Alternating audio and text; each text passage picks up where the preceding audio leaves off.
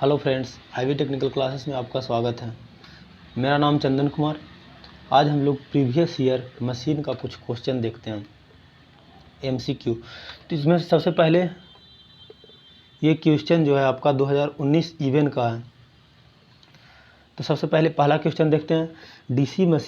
In DC machine wave winding is employ for getting. तो wave winding का हम लोग किस लिए यूज़ करते हैं?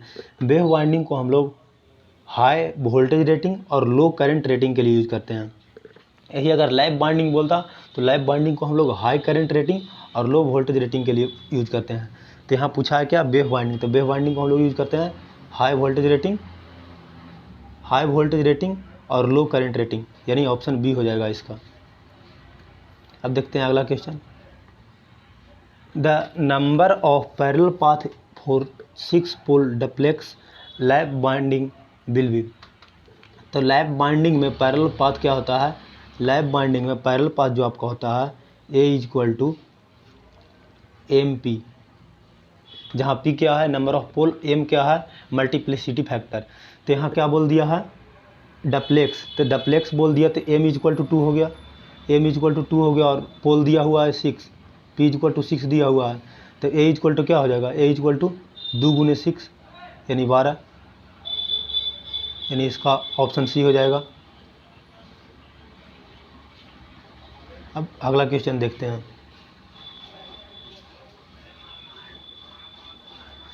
Which of following is not part of DC machine, यानी इसमें से सब जो दिया हुआ है इसमें से कौन जो है डीसी मशीन का पार्ट नहीं है?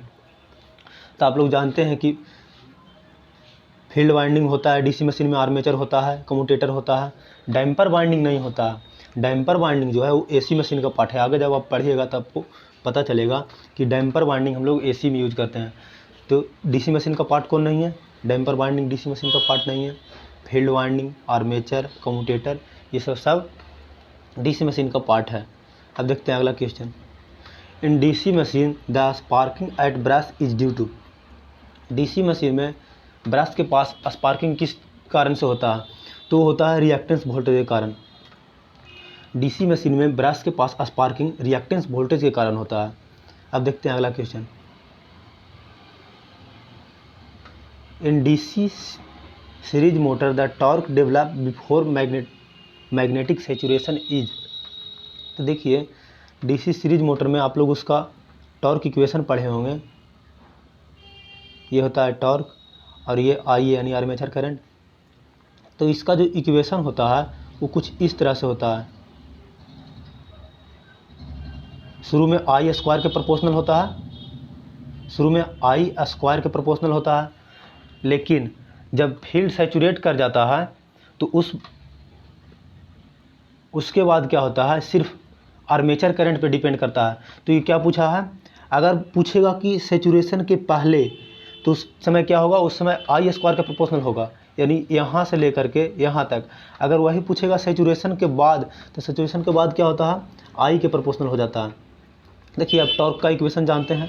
टॉर्क इक्वल टू क्या होता है? टॉर्क इक्वल टू होता है, टॉर्क डायरेक्टली प्रोपोर्शनल टू होता है फाई आई ए।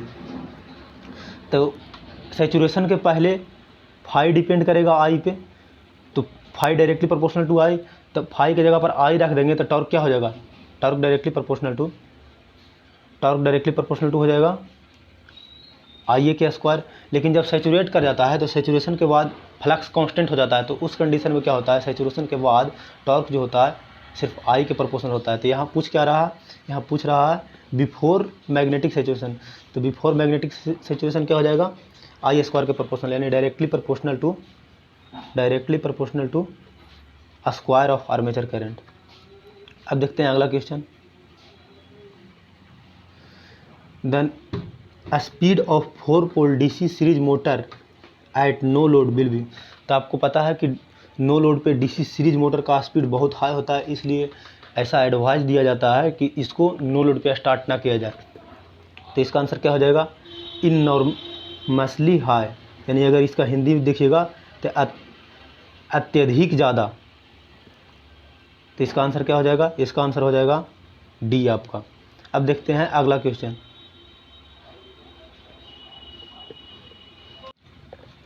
अगला क्वेश्चन क्या बोल रहा है, the torque speed characteristic of DC shunt motor, यानी डीसी शंट मोटर में टॉर्क और स्पीड में किस तरह का संबंध होता है।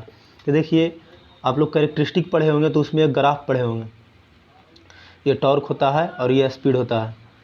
तो इसका जो ग्राफ होता है कुछ इस तरह से होता है, यानी लीनियर होता है लेकिन ड्रॉपिंग कैरेक्टरिस्टिक का होता है। तो इसमें ऑप्शन नंबर सी हो जाएगा, ड्रॉपिंग स्ट्रेट लाइन, यानी जब टॉर्क बढ़ता है तो उस कंडीशन में टॉर्क बढ़ता है तो थोड़ा स्पीड घट जाता है, यानी ऑप्शन सी हो जाएगा ड्रॉपिंग स्ट्रेट लाइन। अब अगला क्वेश्चन देखते हैं, 3 point starter is considered suitable for which motor. तो 3 पॉइंट स्टार्टर का हम लोग ये सुटेबल होता है शंट और कंपाउंड के लिए। अगर 2 पॉइंट स्टार्टर का होता है तो 2 पॉइंट स्टार्टर होता है सीरीज के लिए, 3 पॉइंट स्टार्टर होता है शंट और कंपाउंड के लिए।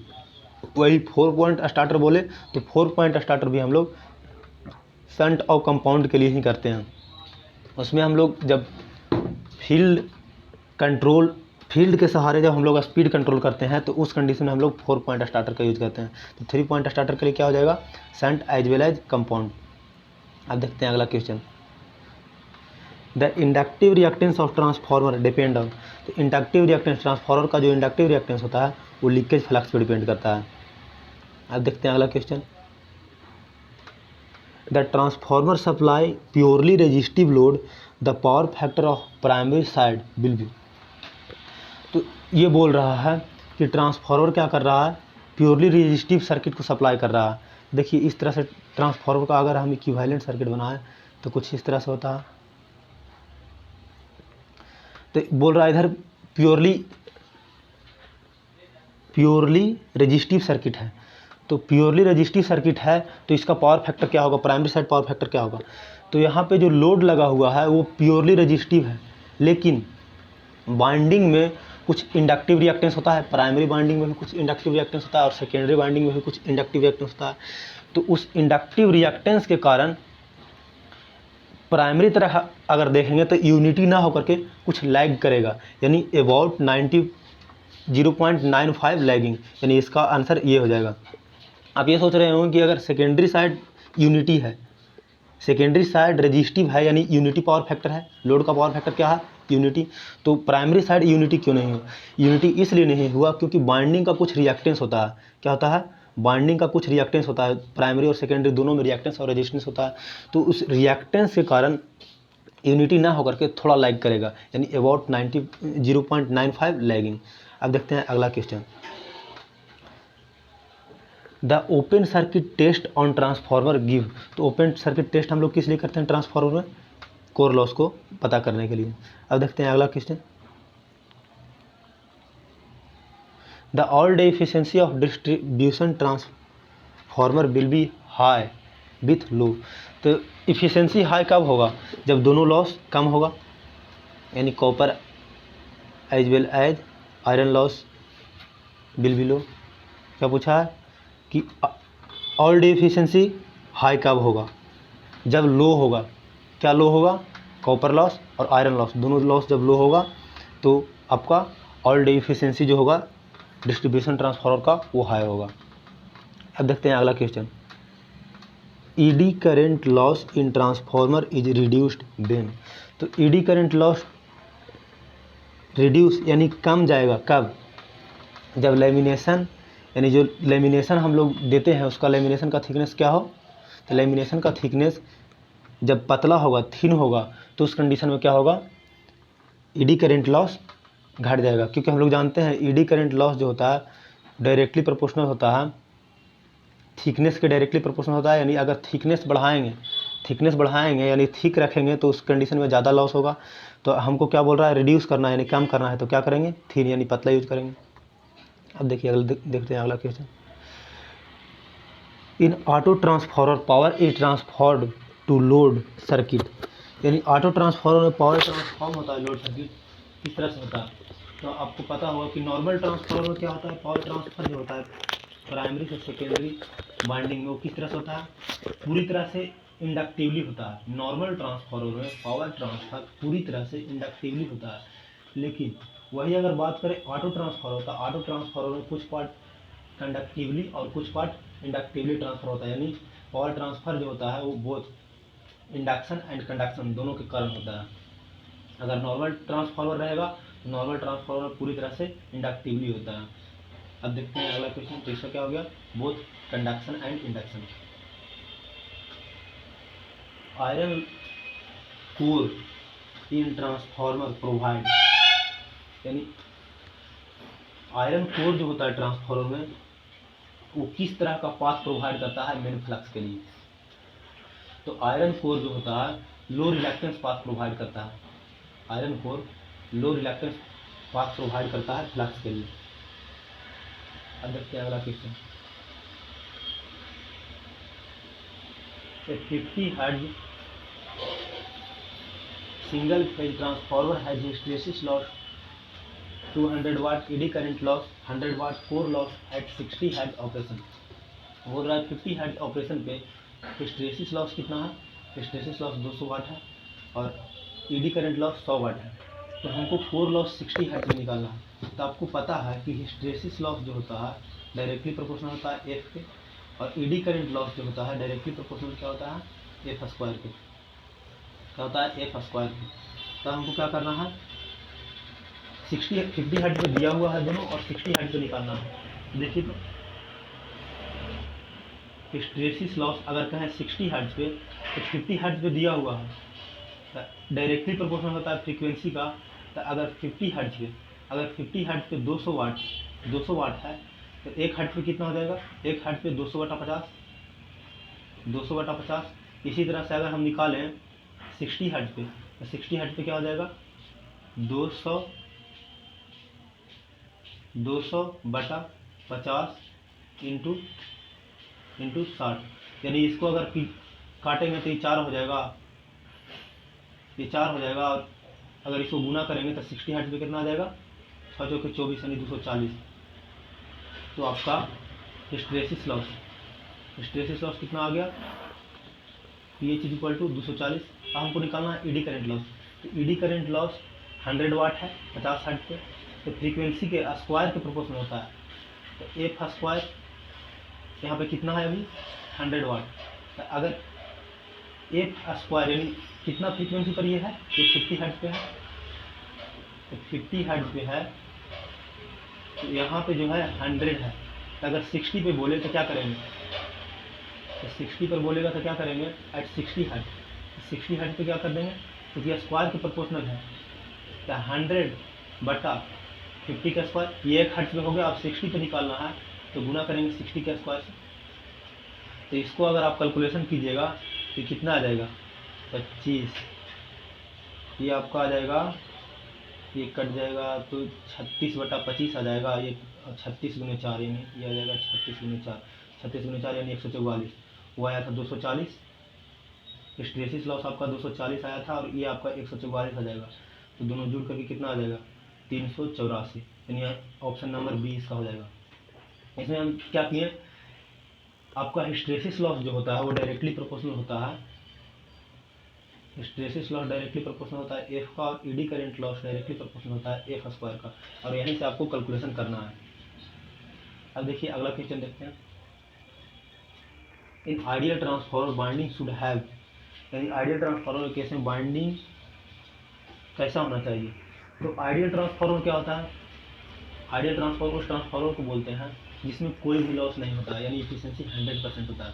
तो कोई भी लॉस कब नहीं होगा, जब बाइंडिंग में कोई रेजिस्टेंस नहीं होगा, बाइंडिंग में कोई रेजिस्टेंस नहीं होगा, यानी आर इक्वल टू 0 होगा। आर इक्वल टू 0 होगा तो लॉस आई स्क्वायर आर भी 0 होगा, लॉस 0 होगा तो इफिशिएंसी 100% हो जाएगा। तो यही होता है आइडियल ट्रांसफार्मर। आइडियल ट्रांसफार्मर में बाइंडिंग कैसा होना चाहिए, कोई भी रेजिस्टेंस नहीं होना चाहिए बाइंडिंग का। अब देखते हैं अगला question, which of following connection of transformer will give highest secondary voltage. तो कौन सा कनेक्शन हाईएस्ट सेकेंडरी वोल्टेज देगा। देखिए अगर हम प्राइमरी में डेल्टा लगाते हैं, अगर हम प्राइमरी में डेल्टा लगा देंगे और सेकेंडरी तरफ हम स्टार लगाते हैं, तो इस कंडीशन में क्या होगा, इस कंडीशन में आपका हाईएस्ट वोल्टेज सेकेंडरी तरफ मिलेगा। कैसे? अब देखिए, हम प्राइमरी में समथिंग वोल्टेज दिए, मान लेते हैं 1 वोल्ट दिए और एक ही रेशियो में हम चेंज कर रहे हैं, तो यहाँ हमको सेकेंडरी में भी 1 वोल्ट मिल जाएगा। लेकिन अगर लाइन वोल्टेज देखेंगे तो स्टार कनेक्शन होने के कारण इसका लाइन वोल्टेज जो हो जाएगा वो √3 टाइम्स हो जाएगा, तो इस कारण से सेकेंडरी में हाई वोल्टेज मिलेगा। यही अगर दूसरा में चेक कीजिएगा तो प्राइमरी में देखिए, दूसरा ऑप्शन बोल रहा है प्राइमरी में डेल्टा देंगे तो आपका आंसर क्या हो जाएगा? बी हो जाएगा, प्राइमरी में डेल्टा और सेकेंडरी में स्टार। अब दूसरा ऑप्शन को चेक करते हैं कि अगर ए में देखें प्राइमरी डेल्टा सेकेंडरी डेल्टा, यानी दोनों तरफ अगर डेल्टा रखेंगे तो यहाँ अगर देखेंगे 1 वोल्ट और एक रेशियो में हम चेंज कर रहे हैं, 1:1 में चेंज कर रहे हैं, तो इधर भी 1 वोल्टेज मिलेगा। तो देखिए अदर ऑप्शन को भी चेक कर लेते हैं। तो अगर हम पहला ऑप्शन देखें, पहला ऑप्शन में क्या बोल रहा है? दोनों तरफ डेल्टा यूज करेंगे तो उस कंडीशन में क्या होगा? अगर यहाँ 1 वोल्ट देंगे तो यहाँ भी 1 वोल्ट जनरेट होगा, लाइन वोल्टेज आपका 1 वोल्ट ही मिलेगा। तीसरा हम देखिए प्राइमरी स्टार, तो प्राइमरी स्टार रखेंगे, अगर प्राइमरी स्टार रखेंगे तो फेज वोल्टेज क्या हो जाएगा? 1/3 टाइम्स हो जाएगा, यानी और ज़्यादा घट जाएगा। तो प्राइमरी में तो स्टार नहीं होगा, प्राइमरी में आपका डेल्टा होगा और सेकेंडरी में स्टार होगा। क्या बोले कि किस कनेक्शन में हाईएस्ट सेकेंडरी वोल्टेज मिलेगा? तो प्राइमरी में डेल्टा रखेंगे और सेकेंडरी में स्टार रखेंगे। डेल्टा रखने से क्या होगा? जो हम लाइन वोल्टेज देंगे वही फेज को मिल जाएगा, और सेकेंडरी में स्टार रहने के कारण आपका लाइन वोल्टेज √3 टाइम्स हो जाएगा। तो हाईएस्ट वोल्टेज इसमें मिलेगा प्राइमरी डेल्टा सेकेंडरी स्टार। अब देखते हैं अगला question. Instrument transformer are used on AC circuit for extending the range of. तो इंस्ट्रूमेंट ट्रांसफार्मर यूज करते हैं किसका रेंज को एक्सटेंड करने के लिए? तो इंस्ट्रूमेंट ट्रांसफार्मर एसी में यूज करते हैं। तो यहाँ पे सबसे पहले समझिए कि इंस्ट्रूमेंट ट्रांसफार्मर होता क्या है। तो इंस्ट्रूमेंट ट्रांसफार्मर में आप लोग पढ़े होंगे, 2 प्रकार के इंस्ट्रूमेंट ट्रांसफार्मर आप लोगों को पढ़ाया गया होगा, एक सीटी और एक पीटी। तो सीटी का यूज करते हैं, सीटी यानी करंट ट्रांसफार्मर, तो सीटी का यूज करते हैं करंट रेंज बढ़ाने के लिए, वही पीटी का यूज करते हैं वोल्टेज रेंज बढ़ाने के लिए। तो यहाँ कुछ भी नहीं बोला है, सीटी पीटी कुछ भी नहीं बोला है। तो इस कंडीशन में क्या हम लोग बोलेंगे कि अगर सीटी रहता तो आमीटर यानी करंट का रेंज बढ़ा सकता है, अगर पीटी रहता तो वोल्टेज का रेंज बढ़ा सकता है। और आमीटर और वोल्ट मीटर मतलब दोनों को लगा करके हम लोग वाट मीटर बना सकते हैं। तो यहाँ कुछ स्पेसिफाई नहीं किया है, तो इसलिए हम लोग बोल देंगे कि इंस्ट्रूमेंट ट्रांसफार्मर एसी में इन सभी का रेंज बढ़ाने के लिए यूज करते हैं, यानी ऑल ऑफ दी एबव हो जाएगा। तो इस तरह से सारा क्वेश्चन करा दिए 2019 का। अगर किसी प्रकार का कोई प्रॉब्लम होता है तो आप कमेंट सेक्शन में लिख सकते हैं। Thank you.